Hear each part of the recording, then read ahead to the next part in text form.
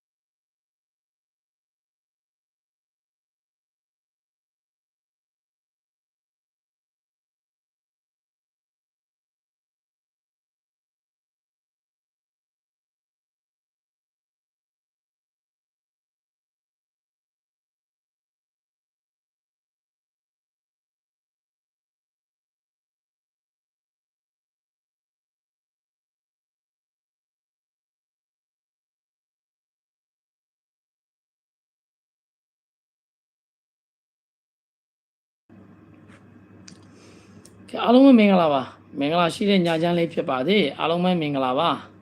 ကဲအားလုံးပဲဒါကျွန်တော်ရဲ့ဒါဒူဒီလက်ကီလင်းဆိုတဲ့ YouTube channel ကနေပြီးတော့ကိုယ်မှာအားလုံးကိုပြန်လည်ပြီးတော့လူတွေဆောင်နဲ့ကြိုဆိုလိုက်ပါတယ်ခင်ဗျာအားလုံးပဲမင်္ဂလာပါเนาะ channel အခုမှတွေ့တဲ့သူကိုလင်းအခုမှတွေ့တဲ့သူအခုမှမြင်တဲ့သူ channel လေးကို subscribe မလုပ်ရသေးတဲ့သူတွေက channel လေးကို subscribe နေပေးတာပါနေပြီးသားကိုဒီမတွေကလည်းလက်မလေးမနေရသေးနှိပ်ထားမယ်အသေးလေးတွေမပေးရသေးပေးထားမယ်เนาะကဲအားလုံးပဲမင်္ဂလာပါเนาะကျွန်တော်တို့အနက်လာမဘက်ကတော့ဒါတစ်ပတ်လုံးမှာ9ရက်လုံးအပြည့်ဖိုက်ရမယ်ပေါ့เนาะဖောင်းရပိတ်ရမရှိပါဘူးခင်ဗျာ9ရက်လုံးအပြည့်ဖိုက်ရပါမယ်เนาะကျွန်တော်တို့အလုပ်တွေအေးဆေးလုပ်မယ်အကောင်းဆုံးလုပ်မယ်အကောင်းဆုံးကြိုးစားမယ်เนาะကျွန်တော်ကိုချစ်တဲ့သူတွေအားလုံးပဲ okay မှာစုပြည့်မယ်ဒီဘက်เนาะကဲကျွန်တော်ဒီညပေးမယ့်အရာလေးတွေပါလေးဆိုတော့ break ပေးမယ်เนาะ break ပေးမယ်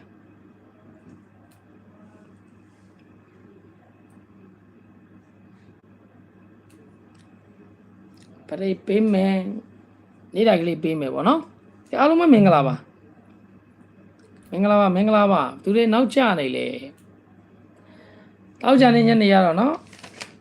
4နှစ်နဲ့ပြီးသွားတယ်နော်ကျွန်တော်ရဲ့ main တင်ခွက်က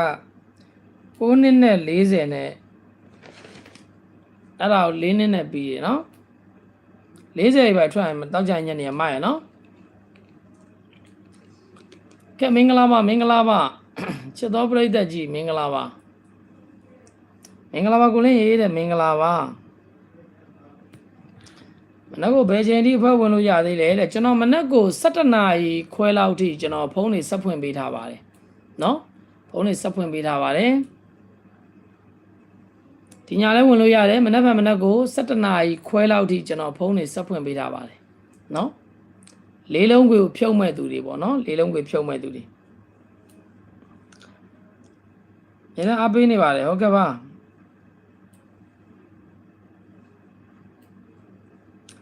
မင်္ဂလာပါမင်္ဂလာပါကဲလက်မလေးမနေရသေးရင်နှိပ်ထားမယ် channel ကို subscribe မနေရသေးရင် channel လေးကို subscribe နေပေးထားပါအားလုံးပဲမင်္ဂလာပါ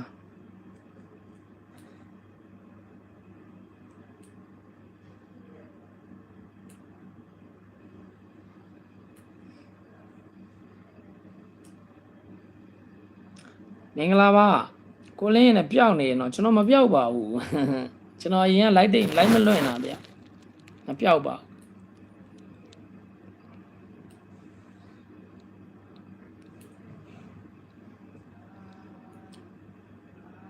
ကိုလင်းရဲ့မင်္ဂလာပါမင်္ဂလာပါ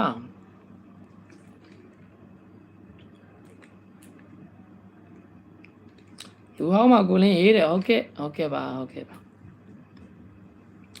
ကဲကျွန်တော်တို့တနင်္လာနေ့အတွက်ကလေးကိုကျွန်တော်တို့သွားမယ်တနင်္လာနေ့နေကုံမှာကြောက်ကြမယ်ဆိုတော့ဝမ်းချင်းလေးလည်းကျွန်တော်ပေးမယ်ပေါ့နော်ကောင်းဆုံးတွေယူဆောင်လာပါတယ်ကျွန်တော်ချစ်တဲ့သူတွေအတွက်နော်ဒီဘက်မှာကျွန်တော်အကောင်းဆုံးလှုပ်လှုပ်ကြမယ်ကောင်းဆုံးတွေပျော်ရွှင်မှုတွေနဲ့အကောင်းဆုံးပျော်ရွှင်ကြမယ်ပေါ့နော် တဲနာနေမှာကြောက်ကြမယ်ဆိုတော့ဝမ်းချင်းလေးပေးပါဦးဗျာဟုတ်ကဲ့ပေးပါမယ်ဗျာပေးပါမယ်မင်္ဂလာညချမ်းပါမင်္ဂလာညချမ်းပါမမလည်းကိုလင်းရေးတယ်ဟုတ်ကဲ့ပါကဲဝင်လာမယ်ဘယ်သူတွေနောက်ကျနေလဲကျွန်တော်ထက်နောက်ကျလို့ရှိနေရလားဝင်လာမယ်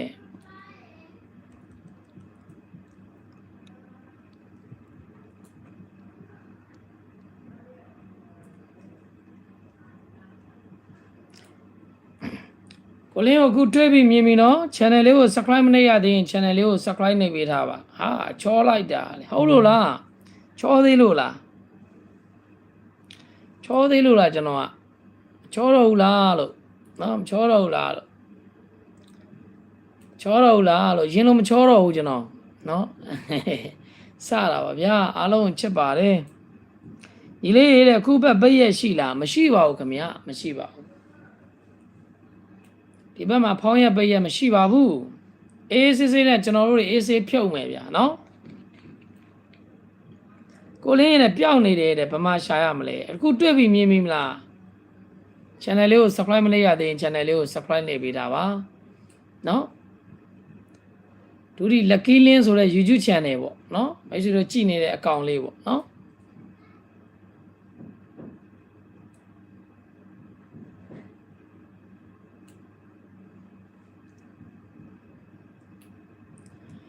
ကဲမင်္ဂလာပါဗျာဟုတ်ကဲ့ပါကိုလေးဆိုတဲ့ကောင်းပိုင်ရှင်ရေเนาะဒီလိုပါပဲစူးစမ်းရတာပေါ့ဗျာเนาะကဲဝင်လာမယ်လေးလုံးဝေကိုဖြုံးမဲ့သူတွေကနော်ဒီညာလဲဝင်လို့ရတယ်မနက်ဖြန်မနက်ကို17နာရီခွဲလောက်ထိကျွန်တော်ဖုန်းတွေဆက်ဖွင့်ပေးထားပါတယ်เนาะလေးလုံးဝေကိုဖြုံးမဲ့သူတွေ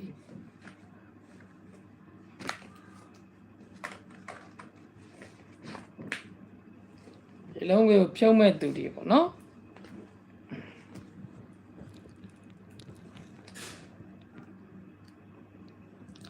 ကဲဝင်လာမယ်ဘယ်သူတွေနောက်ကျနေလဲ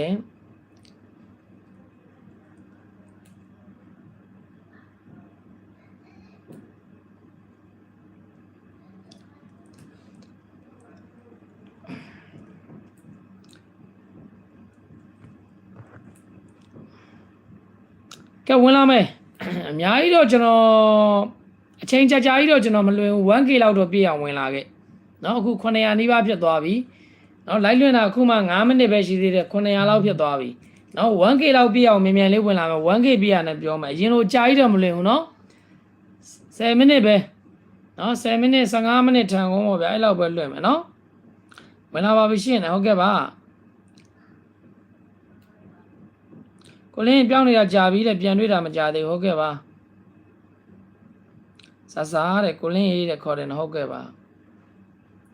အဖို့ဝင်အောင်ပါတဲ့ဖို့ဝင်ပါဟုတ်ကဲ့ပါကဲဝင်လာမယ်ခင်ဗျအကောင့်တစ်ကလေးကိုနည်းနည်းလေးဝင်းရံပေးကြပါဦး channel ကို subscribe မလုပ်ရသေးရင် channel လေးကို subscribe နေပေးတာပါနေပြီးသားကိုဒီမတွေကလည်းလက်မလေးပေးလို့ရတယ်ကောင်မလေးတွေကအသေးလေးတွေပေးလို့ရတယ်နော်မလုံးနဲ့နော်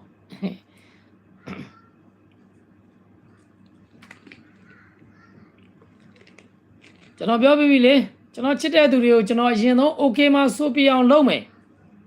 နော်အပတိုင်းမှာကျွန်တော်ချစ်တဲ့သူတွေအားလုံးနဲ့ကျွန်တော်တို့တွေ okay မှာဆိုပြအောင်လုပ်မယ်ပြီးရင်ကျွန်တော်တို့တွေအလူတန်းတွေလောက်ကြမယ်ပေါ့နော်အလူတန်းတွေလောက်ကြမယ်ကျွန်တော်နဲ့ကျွန်တော်ရဲ့ချစ်တဲ့သူတွေဆိုပြီးတော့လဲအလူတန်းတွေလောက်ကြမယ်ပေါ့နော်အရင်ဆုံးကဘာလုပ်ရမလဲဆိုတော့ကျွန်တော်ချစ်တဲ့သူတွေကိုကျွန်တော်က okay မှာဆိုပြအောင်အပတိုင်းမှာလုပ်ပေးရအောင်မယ်နော်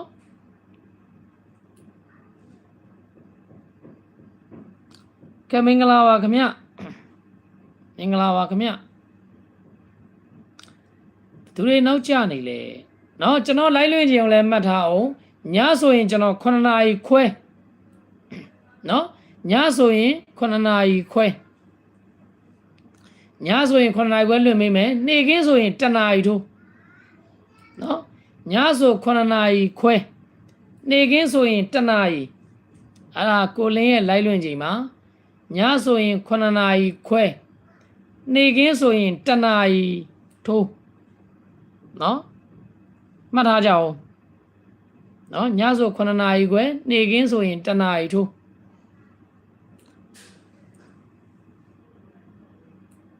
ဟုတ်ကဲ့ပါကိုလေးဟုတ်ကဲ့ပါဗျဟုတ်ကဲ့ပါမှတ်ထားပါတယ်ဟုတ်ကဲ့ပါဟုတ်ကဲ့ပါကဲဝင်လာမယ်ဘယ်သူတွေနောက်ကျနေလဲမလုံးနဲ့နော်မလုံးနဲ့ဟာငါ့ကိုဆဲတယ်ဟာ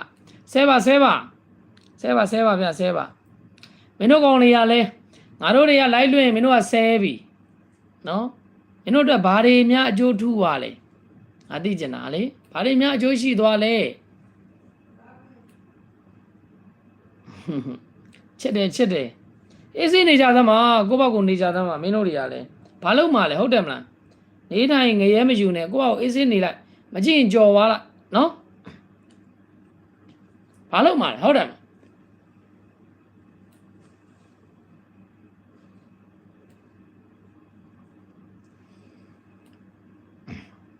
မင်္ဂလာပါချစ်တော့ကျွန်တော်ချစ်တဲ့ကျွန်တော်ကိုလင်းကိုချစ်တဲ့သူတွေအားလုံးပဲမင်္ဂလာပါမချစ်တဲ့သူတွေလည်းမင်္ဂလာပါပဲเนาะဘယ်ရောက်နေတာလဲသားကြီးရေတဲ့ကျွန်တော်သိပြီးတော့ line မသိမတက်ဖြစ်တာဘယ်မှမရောက်ဘူးအကောင့်တွေပြတ်တာနဲ့ကျွန်တော်မတက်ဖြစ်တာเนาะ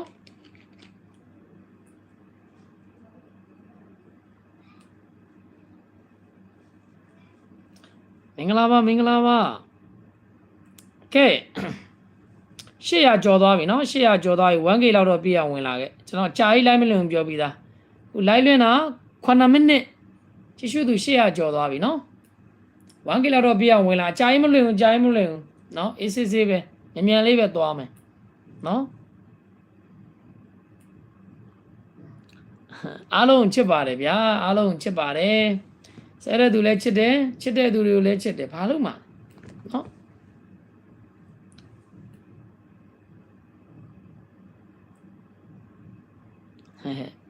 ကဲမင်္ဂလာပါ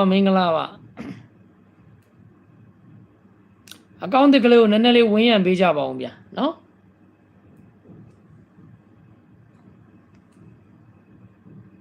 ဟုတ်ကဲ့ပါချစ်တော့ပရိသတ်ကြီးမင်္ဂလာပါကျွန်တော်ကပူချစ်တဲ့ကိုလင်းဟုတ်ကဲ့ကျွန်တော်လည်းချစ်ပါတယ်เนาะလေးလုံးကိုဖြုံးမဲ့သူတွေเนาะလေးလုံးကိုဖြုံးမဲ့သူတွေเนาะဒီညာလဲဝင်လို့ရတယ်မနက်ကို17ခွဲလောက်ထိကျွန်တော်ဖုန်းတွေဆက်ဖွင့်ပေးထားပါတယ်လေးလုံးကိုကနန်း6ခွက်ထဲပေါ့เนาะဖြုံးမဲ့သူတွေเนาะအလုံးနဲ့ပဲတက်သေးပြတယ်အကောင်းဆုံးတွေပဲလုပ်ပေးတယ်အကောင်းဆုံးတွေပဲဖြစ်လာတယ်เนาะဒါကျွန်တော်ရဲ့ဒါကျွန်တော်ယုံကြည်တဲ့သူတွေကျွန်တော်ဖွဲ့ဝင်တဲ့သူတွေကဒါအကောင်းဆုံးတွေကိုလုပ်ပေးတယ်ကိုလင်းကအကောင်းဆုံးတွေပဲအမြဲတမ်းဖြစ်တယ်เนาะဒါကတော့သူတို့မေးကြည့်ပေါ့ဗျာเนาะသူတို့မေးကြည့်ပေါ့ပိုးတော့မပြောတော့ပါเนาะကိုလင်းချစ်တဲ့ပရိသတ်ကအများကြီးပဲเนาะသိတယ်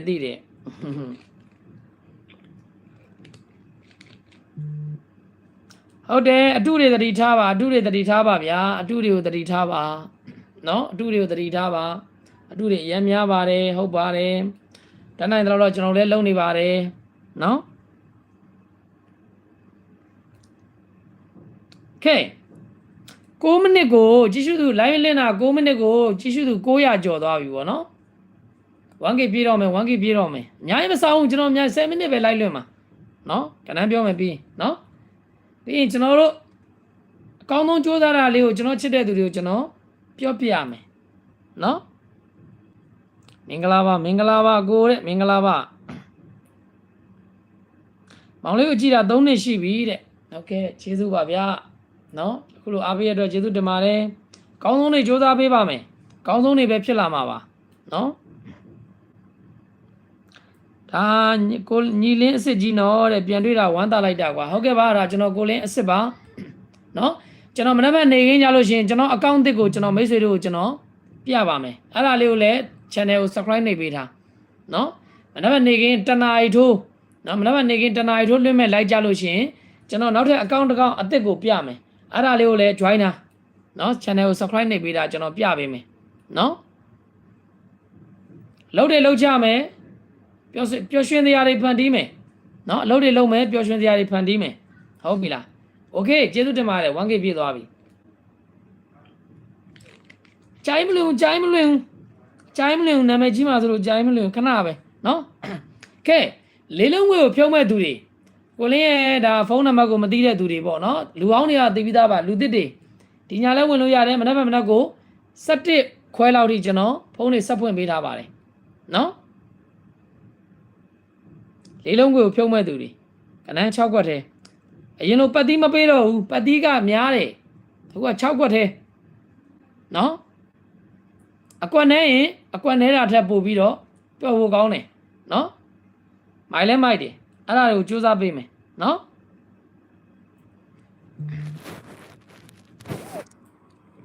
ကဲ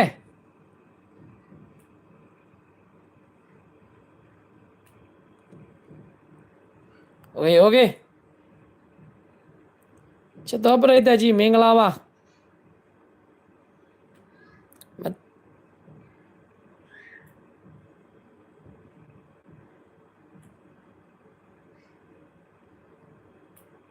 โอเค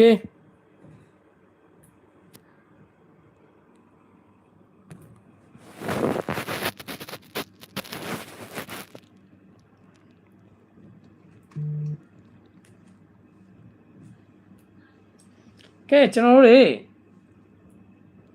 ကျွန်တော်ဒီကိုလေးအစ်ကကိုလေးအစ်ကိုင်းတဲ့ဖုန်းဒီ606နဲ့စတယ်681နဲ့စတယ်အဲ့နှလုံးပဲကြိုင်ပါတယ်ဖုန်းနံပါတ်အစအောင်မှတ်ထားကိုလင်းကိုဘယ်နာမှတွေးကိုလင်းတိုင်းမယုံနဲ့ကိုလင်းအစ်စ်ကိုင်းတဲ့ဖုန်းဒီ606နဲ့စတဲ့နံပါတ်က681နဲ့စတဲ့နံပါတ်ကနော်အဲ့ဒါလေးပဲမှတ်ထားနော်ဟုတ်ပြီလားနော်606နဲ့စတဲ့နံပါတ်681နဲ့စတဲ့နံပါတ်အဲ့နှစ်ခုပဲမှတ်ထားပြီခုနကလည်းမသိရသူတွေမှတ်ထားအဲ့ဒါကိုလင်းစစ်ကဟာပဲကျန်တာတွေဆိုရင်တော့အတူပဲနော်ကဲကျွန်တော်စလိုက်ကြမယ်ဗျာနော်ကဲအားလုံးပဲဒူရီလက်ကီလင်းဆိုတဲ့ YouTube channel ကနေပြီးတော့ကိုမအားလုံးကိုပြန်လည်ပြီးတော့နေရစွာကြိုဆိုလိုက်ပါတယ်အားလုံးပဲမင်္ဂလာပါကိုလင်းကိုအခုတွေ့ပြီးမြင်ပြီဆိုရင် channel လေးကို subscribe မလုပ်ရသေးတဲ့သူတွေက channel လေးကို subscribe နေပေးထားပါနေပြီးသားကိုဒီမတွေကလည်းနော်လက်မလေးပေးလို့ရတယ်အသေးလေးတွေပေးလို့ရတယ်နော်ဟုတ်ပြီလား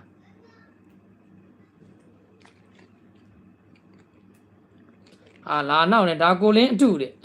မြက်ပြန်နောက်နဲ့ပါဇက်ကြီးရတဲ့ခါလဲ comment တွေလည်းဖတ်ပြရတယ်ကွာမင်းတို့ရေးတဲ့ comment တွေလည်းငါပြန်ပေးတယ်နော်အဲ့ဒါပဲငါအစ်စ်ကပဲငါအတုဖြစ်သွားပြန်ဟေ့ရောက်ကိုလင်းအစ်စ်ကွာနော်ဟုတ်ပြီလားနော်ကြောင်တောင်နဲ့ဘာတွေဝင်ရောက်မြန်ပြီလေအေးဘောလူတွေလေ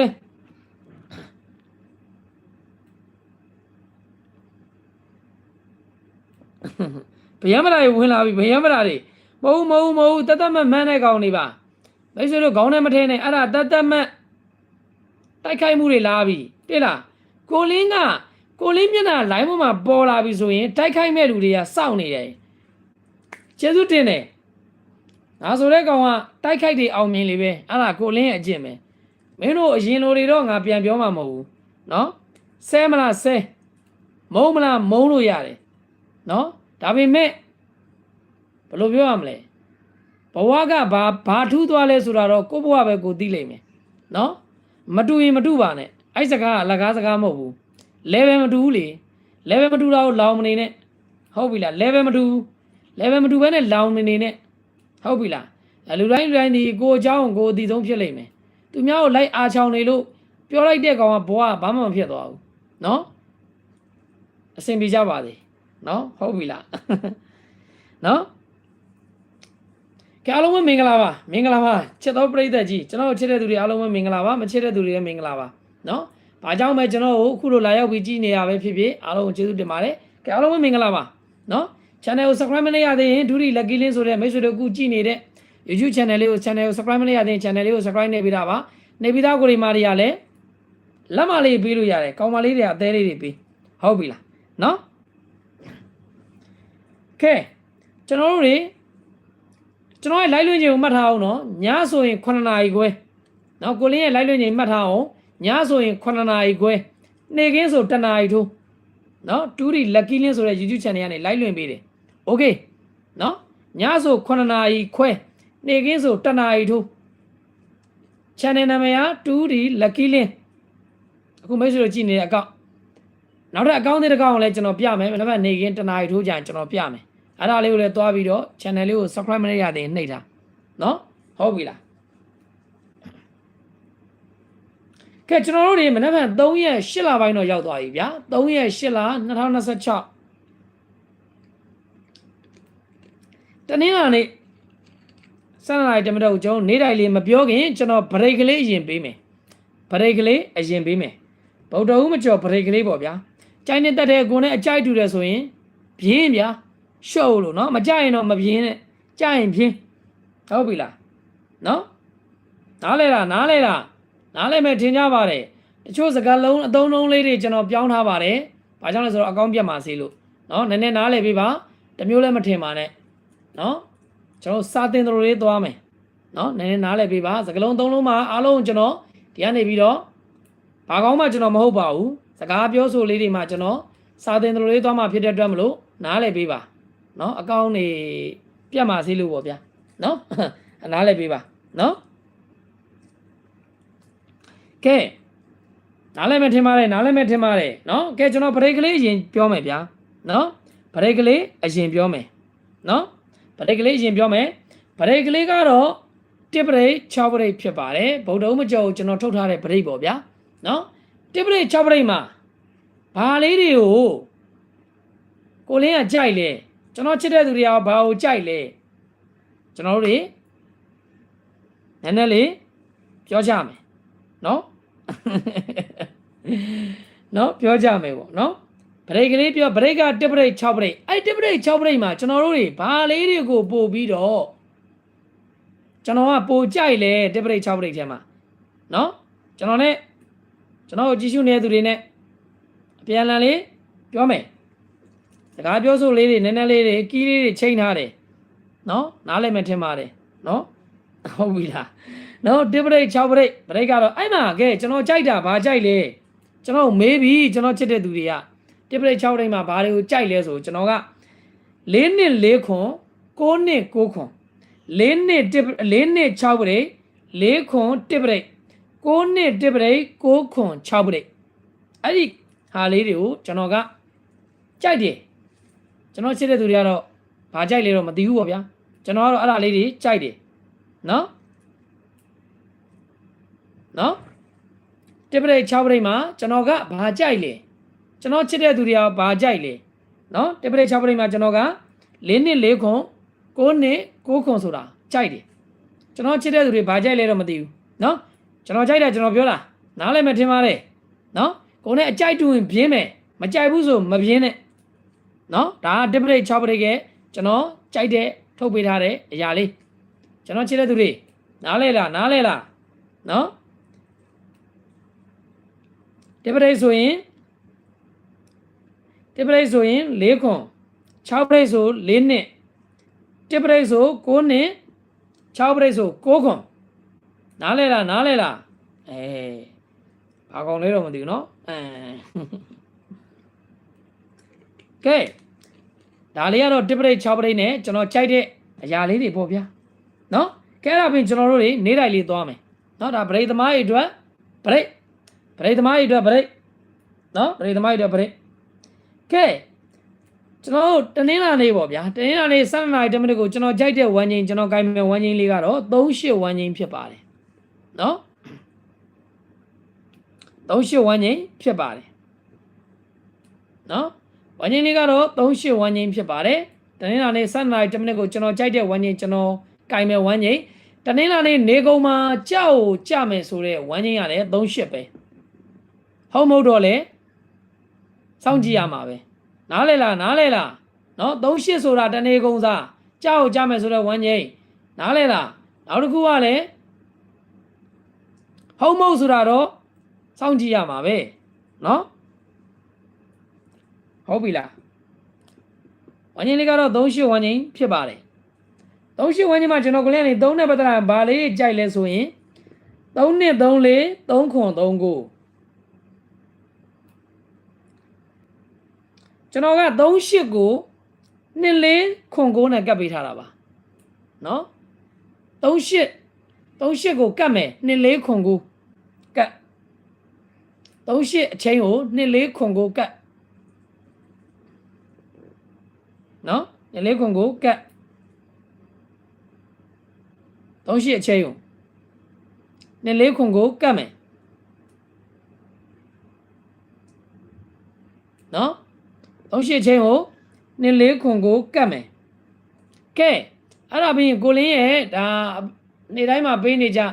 ကိုလင်းရဲ့တင်းနာနေ့အတွက်ကျွန်တော်ရဲ့စိန်မာစတာကီးရတော့နှစ်ခွန်လေးကီးဖြစ်ပါတယ်နော်စိန်မာစတာကီး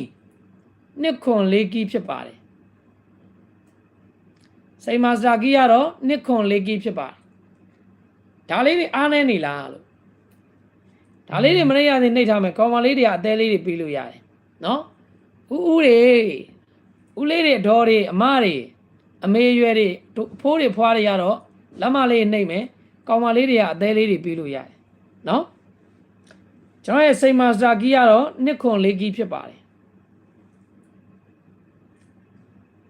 ခုမှတွေ့တဲ့ bro တဲ့ခုမှတွေ့တဲ့ခုမှမြင်နေဆိုရင် channel ကို subscribe မလုပ်ရသေးရင် channel လေးကို subscribe နေပေးတာ okay ကဲအဲ့ဒါပြီးကျွန်တော်ကြိုက် main တင်ကွက်ပြောမယ်နော်ကျွန်တော်ကြိုက် main တင်ကွက်ပြောမယ်နော်နံပါတ်1ကိုလင်းပြန်လာပြီကိုလင်းချစ်တဲ့သူတွေအားလုံးပဲကိုလင်းပြန်လာပြီနော်အကောင်းဆုံးတွေလုံးလုံးမယ်အကောင်းဆုံးတွေကြိုးစားမယ်ပျော်ရွှင်မှုတွေနဲ့ကျွန်တော်တို့တွေသွားမယ်နော်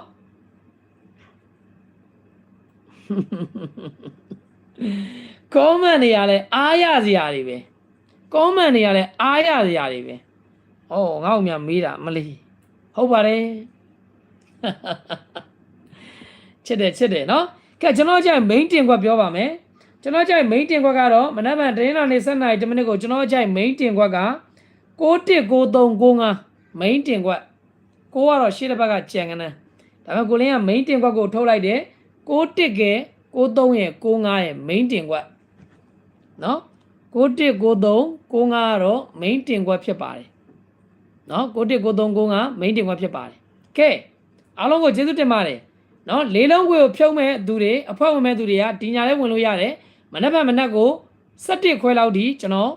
ဖုန်းတွေဆက်ဖွင့်ပေးထားပါတယ်အခုကျွန်တော်ဒီ live လွှင့်နဲ့ like ရဲ့ comment ထဲမှာလည်းဖုန်းနံပါတ်ကိုပင်ထောက်ပေးမယ်ပြီးရင်ကျွန်တော်အကောင့်အနေနဲ့ကျွန်တော်ပို့တင်ပေးပါမယ်နော်906နဲ့စားတဲ့နံပါတ်က981နဲ့စားတဲ့နံပါတ်ဒီကိုလင်းအစ်စ်ကိုင်းနဲ့ဖုန်းပါဟုတ်ပြီလားကဲအားလုံးကိုကျေးဇူးတင်ပါတယ်ခင်ဗျာအားလုံးမတက်တာပါအားလုံးပဲမနက်ဖြန်နေခင်းတနာရီထိုးနှိမ့်မဲ့လိုက်မှာကျွန်တော်ပြန်ဆုံမယ်ပျော်ရွှင်စွာနဲ့ပြန်ဆုံခြင်းနဲ့